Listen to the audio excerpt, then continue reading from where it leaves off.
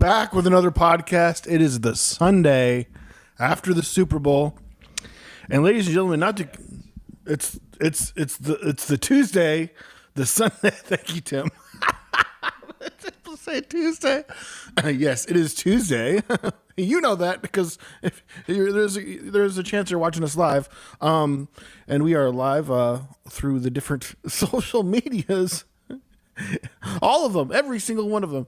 Not all of them, a good chunk of them. Most of you guys are probably watching on Facebook. Appreciate that. Please feel free to share. But yes, this happens to be an Ultimate Universe where the Chiefs won. It was a close game. It was very exciting, and I took no naps during the game. That's the Ultimate Universe that I choose to be in. But no, yes, the Eagles destroyed 40 to 22. 40 to 22. Well, they didn't score. Chiefs didn't finally score until like 30 seconds left in the third quarter, almost the fourth quarter. It's crazy. But yeah, we had a good time. We cooked up some food. We cooked up a food for about 100 people, and we did. No, yeah, we like to make sure we have plenty of leftovers.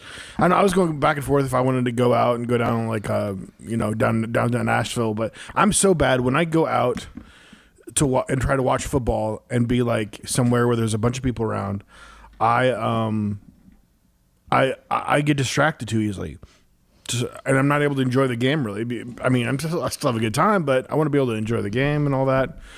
But yeah, I did end up taking a couple little mini naps during the game. You did.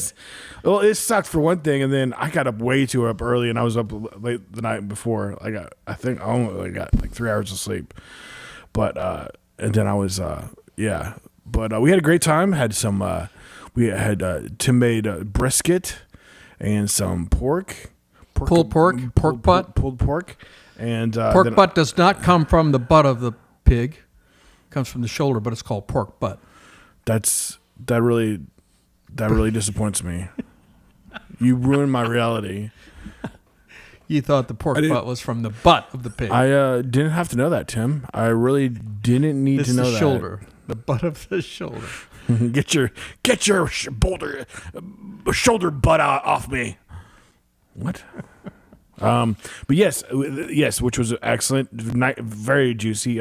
Tim cooked it all night and went out perfectly without any hitches. Perfectly. That's how we do it here. Never any complications. Perfectly. Look into my eyes. It went perfectly. Enough said there. Well, we can go into that since you brought it up. If you want to, I mean. So I put it in about a little bit after midnight, and I haven't done it in a couple of years. So, and I know, especially when you get to, especially the pork, and I guess now the latest is they do it for the brisket as well. When it gets a certain point, you got some sound coming out of your phone. Yeah. But when you reach a certain point, you take it out and you wrap it in wax paper. And we didn't have any wax paper. And so Sunday morning, it was in there. It had been in there about 8 hours. And I went to Walmart before church, and I went and got wax paper. And then I saw butcher paper. Whoa, in my mind, I don't know, I was maybe still half asleep. I mean, I'm very embarrassed. This is a very embarrassing story on my behalf. So I pull it out and I wrap it in butcher paper. I know that's why I said that nothing went wrong. I don't know why you're telling a story. And I'm working around there, and I look over at it, and suddenly the temperature has skyrocketed from 225 Fahrenheit to 400 Fahrenheit. And you had, because you just looked at the temperature. And I looked over and I opened it up, and it was flames like a foot high. That butcher paper is flammable. It's flammable, you dumb idiot, Tim. You're so stupid. And so both of my hunks of meat are on fire while the butcher paper around them are on fire. And so I'm trying to get them out and not drop them, and I did not drop them. And I'm reaching my hand into the fire because I'm just got to save the meat. stupid. And so I go get a like one of those mittens when you grab something out of the oven. What do you call them? And it's not fireproof, but it started burning a little bit. It's charred, and I pulled both of them out and got rid of the burning butcher paper, and then finished them off. I actually wrapped the pork butt in the proper wax paper that I should have done from the beginning. Doggone it. I'll never make that mistake again. I guarantee you, I never will make that mistake again. So, and it turned out great. In fact, sometimes you go and they're broiling the outside and there's flames. Maybe sometimes the outside of a piece of meat and you broil it to keep all the flavors in. It might be the best way to do it. Mm-hmm. Wrap it in butcher paper, burn it on fire, get it charbroiled on the outside, because it certainly turned out amazing. Oh, yeah, it was Absolutely fantastic. amazing, both of them. Then I made the brisket and the pork. Oh my gosh! I made some loaded mashed potatoes and then some cheesy corn to go along with it. We just got a little. I went straight to a food coma afterwards, but so it was a great meal. We've already had it leftovers a couple times since then. I think you probably have too, right? Oh, I've been eating them every day. We got enough food. And then we had a guy come and install a dishwasher because he needed to do dishwasher. And I said, hey, you like brisket? And I cut him off a big hunk, gave it to him. He was pretty excited. Bonus. Just because I don't know. I'm afraid we're not going to eat it all. But I mean, it's huge. It's so big. All right. Yeah, I know, because what they tell you on the leftovers are good for 4 days or whatever. No more than 4 days. Give it to somebody who's going to eat it. Maybe we should freeze some of it. We probably should freeze some of it because it's still an awfully big hunk of meat there. I can't see us eating that in the next 2 weeks. What's left? No, the pork. We'll get the pork eaten, but the creamy corn's all gone. There was a little bit left of that, and then there's still plenty of mashed potatoes. But But good stuff. Game, of course, was a blowout. Halftime, I enjoyed it, and I'm not a big fan of his, but Kendrick Lamar, he just won Grammys, but people were complaining about it, I guess, like crazy. But I guess that's a common thing for people to just either love or hate. It happens, I guess, with every halftime show. People are going to complain about it. I was like, I had no complaints at all. The cinematography was amazing. I was like, it looked amazing. There wasn't any sound issues. You keep talking, sir. Keep talking. Yes, sir. And so it was a great time. He killed it. But man, just everybody has opinions, especially on online days now. It was pretty hardcore. Like it's horrible. You got to play something everybody likes. Well, you know what? It don't matter what you play. Every artist that is out there, there's plenty of people that don't like that artist. And especially once you get bigger, that's even more. The more haters you have, so it's impossible to please everybody. So it's just going to be, especially when you have 1 billion or 2 people watching this. You just gave me a panic attack. You were talking about something about sound, and I'm like, is our sound on? Is our sound on? Hey, there's never hurts to. We've done a podcast or two where they were silent. I've done a live stream where it was silent. I'm like, well, I apologize for you're going to hear that a little bit in your ears, but I don't think your mic's going to pick it up. But it's just going to be a little annoying. You can hear it a little bit. My headphones are going dead, so that's, I guess, why. Technology. Yeah, this stupid phone. You try to turn the volume down, but it won't let you take down the volume all the way down to 0. Which that's my old phone. Which is it's so funny. It works. You can use it just fine, but there's just little things about it that doesn't work right. The reader. If you were to like try to use a ticket to go check into somewhere, that won't work anymore. Different random things. Oh yeah, I have facial recognition. Yeah, facial recognition. I haven't used for the last 3 years, so I was pretty. Getting a new iPhone was like it was extra big for me because there's all these things. Why don't you use your new phone? No, I am using my new phone. I just use it for the camera for this. So like getting my new phone is a big deal. Okay. But I still got to use that for my Amazon account because I don't know my Amazon account information and it's connected to some email that I can't access. It's so stupid.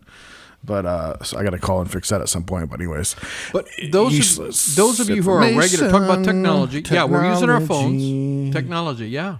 Technology. Are we going to do the bit where everything I say, you're going to sing it? Definitely not. Anyhow, yeah, we're using our phones as cameras, and we're using a third phone for going on TikTok. And we're using Restream as our app, and so we're using the technology, and we have done an upgrade. Those of you who are discerning and have been watching us for a while, we did have a problem where all of our videos were reversed, but we figured out how to fix that, and so now on the live streams, you can read our T-shirts. No sugar, no cream. Okay, show it off. Your new T-shirt. No sugar, no cream, not sponsored. Not sponsored. In the OGs will remember when I did that. It was not sponsored. We're still not sponsored. Eventually, that T-shirt will be a collector's item because we will be sponsored. Yeah. You can't. Yeah. For now, it's not sponsored. Not sponsored. You can't buy this shirt because it's not sponsored. But yeah, so Super Bowl, and then Monday night was the first time that watching the Lakers. Tim didn't want me to put the Lakers game on the house, but I did. With Luka. Watch the Lakers with Luka. So Luka's first game after the crazy, insane trade. We talked a little bit. Yeah. Did we talk about that Tuesday? Was that we before may have. Tuesday? I think we may have. It had been a week. Most insane trade in the history of the NBA. Luka for AD. Anthony Davis. And he already got hurt like in his he's first always game. Injured. Yeah, he started real well too, and then he got hurt. Pulled a muscle. He's out for a month. But yeah, it was fun to watch the game last night. So I watched a good chunk of it and had a good start. He hadn't played since Christmas, so I mean that was part of the issues that they were saying that he was conditioning that very well and getting into shape and in a way too accident prone because he wasn't in the best of shape. But man, he's almost fun for me to watch because of his passes. He had like a half court plus down to James and a little quick layup. Yeah, he is a phenomenal passer. He is a great passer. He is a great passer. Did a behind the back pass. No, it was impressive. So that was fun. And his first made shot. I think he might have. Did he miss his first one? But anyways, his first made shot of the game was a 3-2, which he's good at the threes too. I mean, he's no Steph Curry. They say he's in the top 3 of the NBA players. Yeah, but all around. No, as far as threes or no, as a top 3 player, but he doesn't really play defense. He's really mainly an offensive player, and. In fact, there are some who say, because when the Celtics played Dallas and in the series before, when they were playing Minnesota, the announcers multiple announcers said, oh, this is the best backcourt in the history of the NBA. Kyrie Irving and Luka Doncic are the best. And then the Celtics arrived. And the Celtics have a term they call whale hunting, where they look for the weakest defensive player.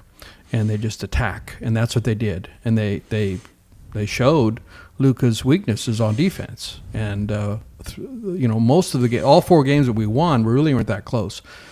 Game 4 is like we took it off, and some say it's because we wanted to let that go so we could win the whole championship back at Boston. I don't know if they thought that far ahead, but we won Game 5. But it was never really that close. And the article that I read said that because the Celtics showed the weaknesses of Luka, that's one of the reasons why Dallas traded him. But that's one person's opinion. Oh, sports conspiracies. Got to love them. Well, I like it because I'm a Celtics fan, and everything the Celtics do is great. Well, I mean, the conspiracy stuff is like doesn't make. Oh, the conspiracy stuff about like they'll try to say that they No. What I was talking about is why Dallas would be willing to trade him. Oh, yeah. You're talking about the conspiracies. There are some saying that the NBA conspired because viewership is down in the NBA now, the last couple of years, and they want international support. And the top international player, Jokic from Denver and is from Serbia, and Doncic is from Slovenia, both Balkan countries, and in the Europe. And there are those who are saying, what's if they got together and said, what's the best thing we can do for the NBA as a whole, and that is to take one of the top international players and move him to the biggest entertainment complex city in the country, maybe the world, and that's LA.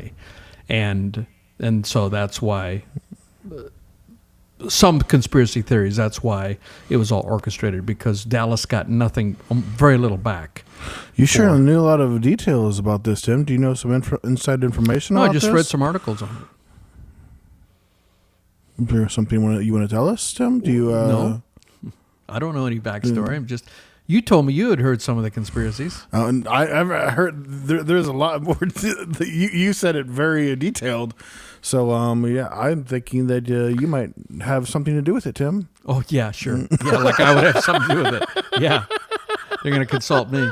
New conspiracy herein, Tim is a big part of the conspiracy. No.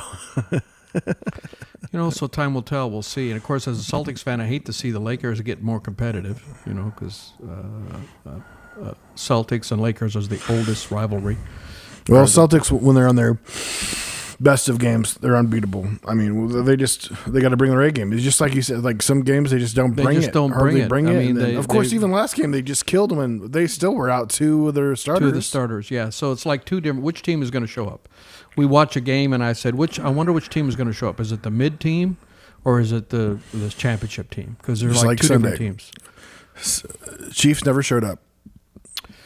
Yeah, something, yeah. The mid Chiefs team showed up in some way. But I mean, yeah, it really comes down to. I mean, man, with those two interceptions, that just flipped it upside down. Well, there's more to it than that, but those two were vital. Philadelphia got intercepted before that. I'd forgotten about that till we watched the 12-minute summary. Philadelphia got intercepted too. Right, there was two. Wait, they got intercepted off of. Oh yeah, I forgot about that. Yeah, that happened earlier. But they weren't able to do any. Wait, yeah, of course they didn't do anything with it. But yeah, two helped. There was the pick six, and then what do you call it? The pick. Pick delayed two. Pick delayed six. Yes, pick delayed six. Tim came up with created the new term. So it was the first play. You got a pick six, and then scored right afterwards. They scored on that drive. They intercepted it, got a pick six, but they didn't score. They got a pick, but the delayed six. So yeah, they were like on the 30 or something. Then they took them a few plays to score. So pick six is when you intercept the ball and run it back on that play while the ball is still live. There's no dead ball. You intercept it, and before the ball goes dead, you're in the end zone celebrating your touchdown. So the new term that I invented is called pick delayed six, where you get a pick, but yet on your next drive, you score. So it does result in a score. It just takes a little longer. You heard it here first, ladies and gentlemen. Pick delayed six. And while another term I created, I'm watching the Titans play the Colts a couple years ago. And the Titans were going for a 2-point conversion, and the Colts intercepted the ball and ran it back. And is that a pick six? No. That's a pick two. A pick two? Yep. Yeah, I remember that. We laughed about that. So I created the term pick two. I've never heard anyone say that. No, So when you're going for a 2-point conversion, you can't get six when you run at the other end. You only get what they were trying to get. So you get a 2-point conversion it's when you literally the most work you have to do for only 2 points. Yeah. You got to go 100 yards, basically. Yeah, absolutely. 100 yards for 2 points. A pick two. So the Colts got a pick two. Scored 2 points. That was such a weird game. And then there were two. You are getting the ball back, too, though. Yeah. There were two blocked punts. Two of them in a row. I mean, after you get blocked twice, and you're the punter, you're going to be a little leery the next time you punt. So the Colts blocked the Titans 2 consecutive punts. They blocked them. Yeah, that doesn't happen too often. No, it doesn't. So that was a really weird game. We got a pick two, and we got 2 block punts. But still, nobody has won 3 Super Bowls in a row, and who knows when it will ever happen. It's plausible. I mean, he's still. Oh my gosh, the Chiefs quarterback, Mahomes. 29. Man, yeah, 29. He's still probably got a good 5-6 years on him. I mean, and Could two be nowadays 10. Could be 10. Could be 10 or 12. I mean, look it how was Brady went to 44, and how about Aaron it. Rodgers? He was in his early 40s, right? Yeah, and Or he's still going, or is he retired? That's news. But so he flew all the way back to meet with to New York to meet with the coaches and stuff, and they decided they're going to go another direction. But it seems like that he still wants to play. So he's probably going to be somewhere else next year. So that's going to be exciting to see where he ends up, or he could decide to retire. But it seems like he still wants to play. So that's going to be exciting. I mean, he's considered one of the best throwers ever. He got MVP 2 years in a row there. Yeah, he's amazing to watch. I watching him on the Pat McAfee show they call it Aaron Rodgers Tuesday, and they would interview him, and you just got more real side of him, which is always interesting because, usually you don't see that for quarterbacks or a lot of players but with podcasts nowadays you do get to see that some. I mean, you mostly hear from players off season, not really during the season, but nowadays with podcasts and with that you do you can a little bit more. It's it's up to the players or whatever, but yes, but NFL's over. Next is UFL. Yeah. Off season. To summarize it, as a very casual fan, you're a much better fan, a much more knowledgeable fan than I am. But it appeared that the defense, the pass. I mean, they sacked Mahomes 6 times, at least 5. Yeah, and 2 sacks in a row at one point. Yeah, 2 sacks in a row, and then 2 interceptions. So, the pass defense, specifically pass defense, meaning you're rushing, and they never blitzed. None of those sacks came from a blitz. So either they've got monster defensive linemen, or they figured out how to outduel. And then there were holdings because, after your guy gets sacked a number of times, and then Kansas City offensive linemen are like, oh my gosh, we can't let him get sacked. And so they were getting called for holding, and it's like a downward spiral. Yeah, Mahomes is nervous back there because he's going to get sacked. I mean, once you get in that momentum, I feel that it's just a direction you're going to go. And then Eagles were just amazing. I mean, like that one TD they got, or maybe it was on the 1 yard line when it was first down and they had a big lead and nobody expected them to do a Hail Mary, long distance pass, and they got the reception. Like at first they called it as good, and then they called it back like 2 yards because his knee was down, and then they scored on that. I mean, so a little bit of surprise, and they're always going for fourth down. Always going for it on fourth down. I mean, that's a new thing, really. I mean, usually automatic you punt, automatic. Not the Eagles. They went for it a number of times on fourth down. Short yardage, but still. Mm-hmm. And, that's different conventions than it used to be. And that's my takeaway as a somewhat casual fan. Some of the things that the Eagles did. Casual fan. Yeah. It's a Casual Corner with Tim. Casual Corner with Tim. I like it. Thanks for watching. We're going to have a recurring segment. Thanks for watching the Casual Corner with Tim. Well, in other news, Thursday is the finale of Mr. Beast games. Yeah. Very excited about that. I just watched, he was on Good Morning America or whatever. And which is funny because they mentioned he never does interviews on TV. They made it like never does on TV. He has tons of interviews on YouTube. On YouTube from different. He'll go to even a lot smaller. I mean, everybody's smaller than him, I guess. A lot of creators, and he'll even let creators have behind the scenes stuff. But yeah, it's gonna be pretty awesome. Down to 6 people. and they let us hanging. Tim thought it was going to leave us hanging in one spot, and didn't leave us hanging in that spot. But they got to do a little. That's definitely something that isn't Mr. Beast's thing. I bet he hated that the whole time. They probably leaving the hanging like that because he loves it, But he probably understood it too because you're doing a series. You got to create that. So it leaves us hanging, and there's 6, and they were the one guy. Here's $5 million. Now here's another $5 million, and if you want to, one of you will win $10 million if we flip a coin right now. But whoever flips that coin, and if they're wrong, they go home. They go home. So really, the odds are not good because first of all, if you look at it, just play odds, you would never flip that coin. So you're 6 of you. You're all competing. I mean, but we can agree that the odds is 50-50, right? No. Let's talk it through. So you currently have... Oh, right, to win it. You won in 6 odds, everything being equal. Yeah, that's about a 16.6, rounded up, 17% chance of winning, everything being equal, 17% chance. Your best bet is for somebody else to flip it. Right. And that's what it quickly... And so somebody has to choose it, so you 50% chance you're going home. Yeah, 50% chance you stay, but if you stay, you still haven't won anything. You still haven't won anything if you stay. So you got a $5 million deal, and 6 of you are competing. You each have a 17% odds of winning it. Okay, here's a coin flip. If one of you flips it, the pot doubles to $10 million. Mm-hmm. But I'm still one in a 6. But you're still one in 6. Yeah. You don't gain anything other than the fact the pot goes to $10 million.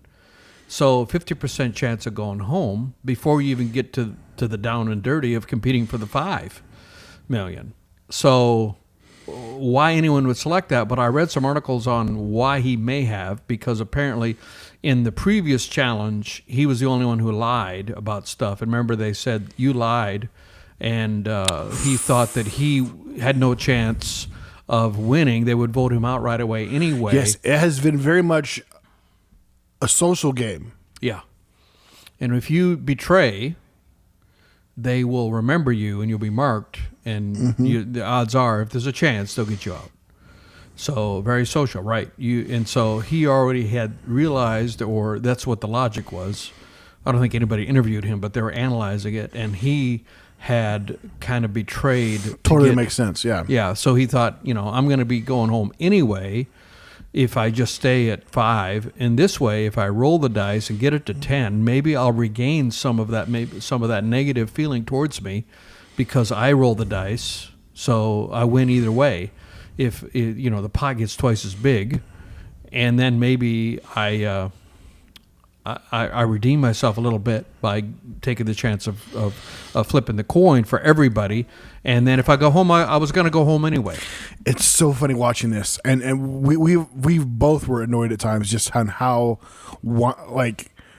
people would just start crying and be upset at times. So emotional, like it's life or death. But I'm a big Survivor fan, and you watched a little bit of Survivor. I have. There was a time where I watched back in Boston Rob days. I watched every episode. Oh yeah, that was the odds. I love Boston Rob. Yep. He even came back a lot later and was like a coach at one point. Like then they did an All Stars, and he was involved with that. And he won the $1 million, and his wife won the $1 million. Which is both. So that's between amazing. The two of them, still together today. Are they? Yeah, that's great. I love it. Anyway, so that's what it's been since I've followed Survivor. So my frustration as a Survivor fan is like, these people are a bunch of flakes, because if you were all the backstabbing and all that, to an extent, it's part of the game. Part of the game, it would be praised. It would be praised, and they're like, you're going home. Like, it's like all these people are forgetting. Like that person took the money. Yeah, because you're supposed to take money. The goal is to win money. That's why we're here. Yeah, nobody knew each other when they got there. It's always stupid when they say, I don't care about the money. What are you doing here? Just to hang out?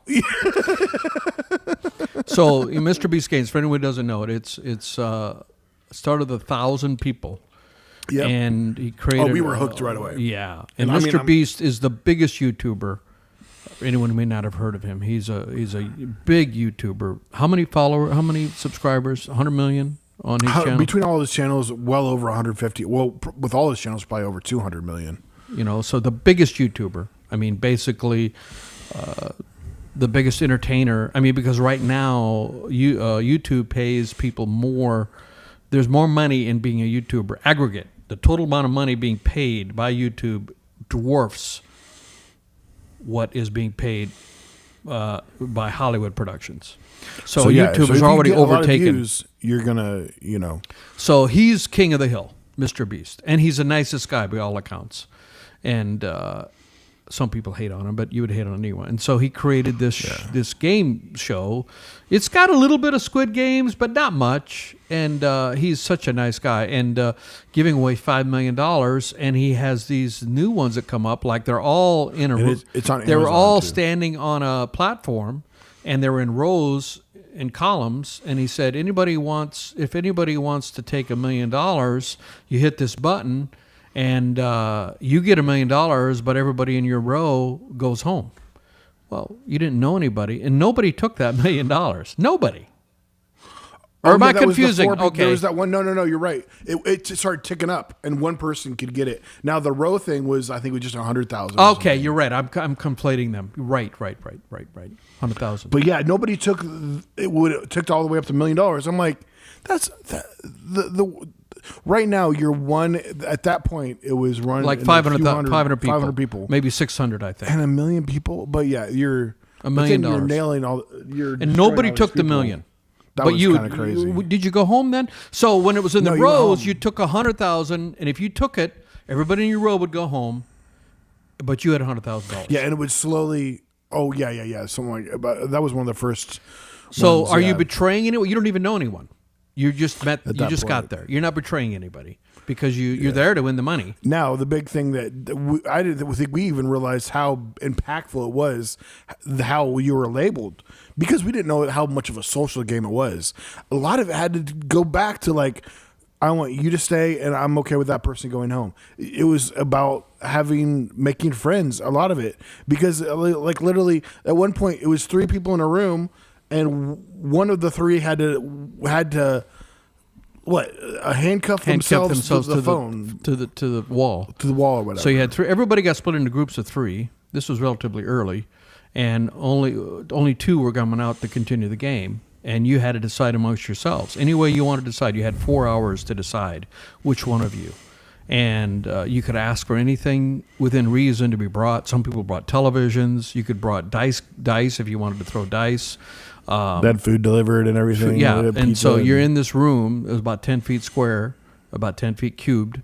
And by the end of the 5 hours, if no one is chained to the wall, all of you go home.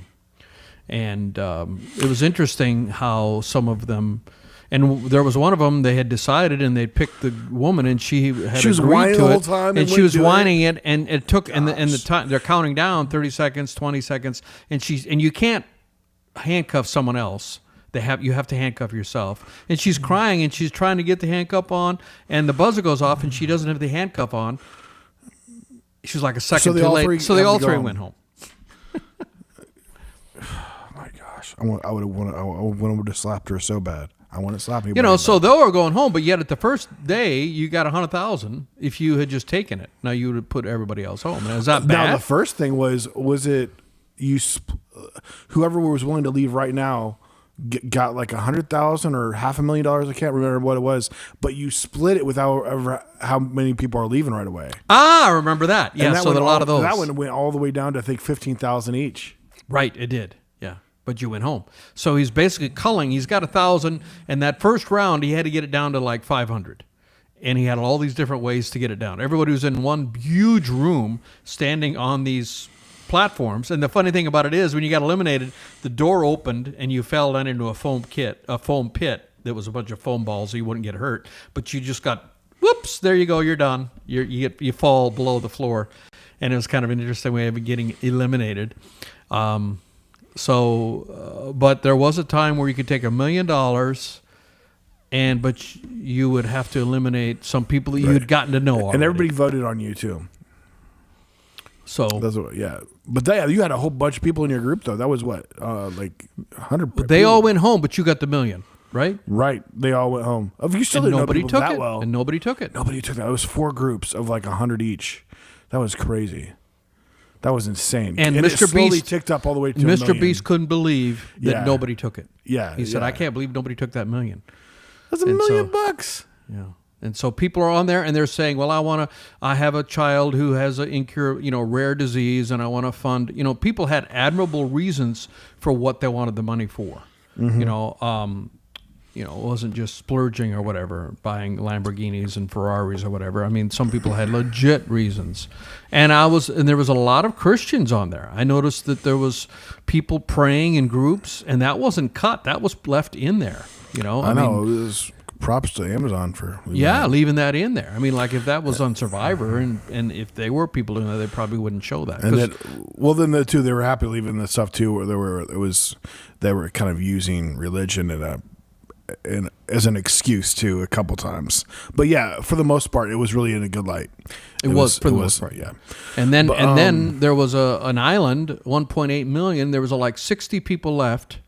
And okay, here's a side deal. You're going to compete for this island, 1.8 million. The island's worth 1.8 million. Somewhere down off of Panama, somewhere down by Panama. Yeah. And okay, how many of you want to compete for the island? If you compete for this, if you lose, you're out. Yeah. No. Yeah. No, I don't think that was it. Yeah.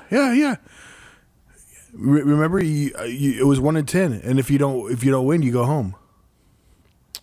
Okay, I didn't remember it that way. Yeah, we got to double check it. We got to double check it. But yeah. I didn't think there was any risk. Well, yeah, that's why you wouldn't take it then. Yeah, well, then everybody would have played. You're right. So only 6 of them? 10 of them. There's 10 people. 10 of them. 10 people said they want to compete for the island. But well, there you got 10% chance. 10% chance at that point, and there's still like 50 or so people left. And there were 50 people that said, no, I'm not going to do that, to go for the $5 million. So, yeah.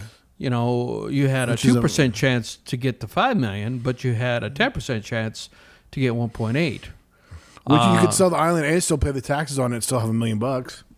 And Mia won the island and continued kept going, and it was able to keep going, and then she got voted off. Yeah. Or she got rightfully so, because it's so much a social game. Yeah. Now there's a better chance playing like a big part of Survivor is where you can get voted off, but then you can earn a necklace by competing in something that's very much right immunity. Physical. You get immunity, yeah. A lot of time physical or mental. Yeah, immunity challenge. And that physical or mental had some. Really, there's teams of that happening, but really for the most part, most of the stuff is mental. Hey, it's you're gonna get shot now. That Squid Games guy. Squid Games. Listen here, you shall respect the game. You guys are talking about this Mr. Beast a little bit too much. Let's move on to something Netflix related. Yes, Mr. Squid Game. What about something Matrix related? I don't know. Did your first movie come out like in 1999? Yes, but then there's a couple more. But every movie after that was complete crap. The only good one is Matrix 1. Yeah, but I made over $1 billion. Well, we have billions of watches from $1 billion company, Netflix. Oh, sorry. Are you guys still here? I'm sorry. I thought I was alone. Apologize. Netflix wins. Matrix for life. Ooh. There is a little bit of Squid Games influence in Mr. Beast games. Squid Games. And they're coming out with another. That's a good one for you to watch. There's a Squid Games competition he does for $400,000. Oh, Netflix do you know that Netflix put out like a game, and you won like 4.2 million, I think, or something like that million. It was really good. Like I shouldn't say who wins because, well, spoiler alert, but I won't say who wins. But it wasn't the most athletic person or anything like that. Like it was amazing to watch. It was someone that was very clever and It was amazing. But yeah, I think there's like 8 or 10 episodes, and somebody wins, and it's fantastic. Yeah. Yeah, you definitely should like that. If you like that, you would definitely like that. But then Mr. Beast, so Mr. Beast did a Squid Games. He knocked it out in one episode. I think it was like 20, 25 minutes. Did a whole game like in 20 minutes. Now there's reenactments. Don't shoot people dead.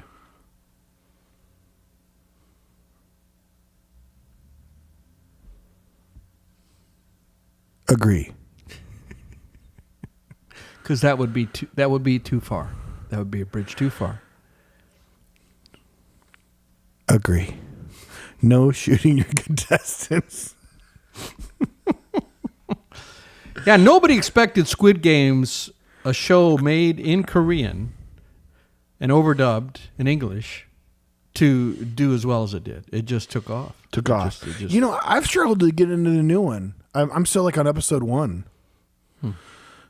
Do I need to push through the first episode? Which you enjoyed it, so if you enjoyed it, I feel like I would. It's not as good as the first season, but yeah, the first one was insane. But yeah, it looks still looks good. That actor's been able to cross over. He did a big part in one of the Star Wars series on Netflix. It got cut after the first season, but he did a good job. South Korean actor. I mean, Korea is a powerhouse considering in the music world, yeah, and and also now the acting Squid Games, and it's not that big of a country. It's only about 30 million movie people. Of the year. I still have never seen that one. That's supposed to be crazy. I don't think that was Korea though. That wasn't Korean. That was just Asian. A lot of Asian people, but I don't think it was from Korea. Are you talking about Everything Everywhere? That one? No. A different one. The one. That's a few years ago. A few years ago, it won. It won Picture of the Year. I think. Oh right, I remember. Yeah. It's on the tip of my tongue. I think it might be me on Netflix or Amazon right now. But yeah. So unfortunately. Or fortunately, depending on where you are on this, on population. I mean, there are people saying that we have too much population on this earth, but South Korea has... I feel like that's kind of because of all the I feel like I don't hear that as much anymore because I mean, you hear about all the issues now. I mean, goodness, China stopped doing the whole one-child policy. They did. But still, China, by some predictions, will drastically drop in population. You ever seen the map that showed where the population by like of the U.S. map by color code or whatever, or just by showing where the population? It's like, what is it? Like 95-97% of the population is in like all these big cities are basically it's kind of crazy. Like there's still tons of rural land that you can purchase, and if you want to, which is becoming more of a common thing now that people want to be able to live off the land and everything, and go back to the old ways. Be able to be able to grow everything, which could be a lot of work. I'll let you guys do that, and I will go to the grocery store. Or you know what? I will order it from my Uber app. Anyhow, South Korea has a main problem. They have the lowest fertility rate of any country in the world. Right. It's, I think, 0.85, and you're supposed to be at 2.1 per adult female, kids per adult female, and they're at 0.85. And Italy is also, Italy's over 1 based on the numbers I've seen. But Italy is also shrinking in population. Japan too, right? Japan too. Japan is shrinking in population. So nobody wants to have kids, and part of that is the cost of having kids and childcare. I mean, childcare is so incredibly expensive. And France has had declining birth rate, but they have had a ability to raise it just a bit because they've had programs that have helped with taking care of kids and giving money if you have a kid. And rewarding people who have kids, but they're still below the 2.1. And we are, except for immigration. When we deport everybody, then our population will go down. The illegals or whatever. Do we count them part of? Are they in the population numbers? Good question. I don't think so. I don't know. That's a good question. You look up the population in the United States. Does that include the illegals? I don't know the answer to that. That's a good. We should research that. it's all going to be guess anyways, right? It's going to be theoretical. Yeah.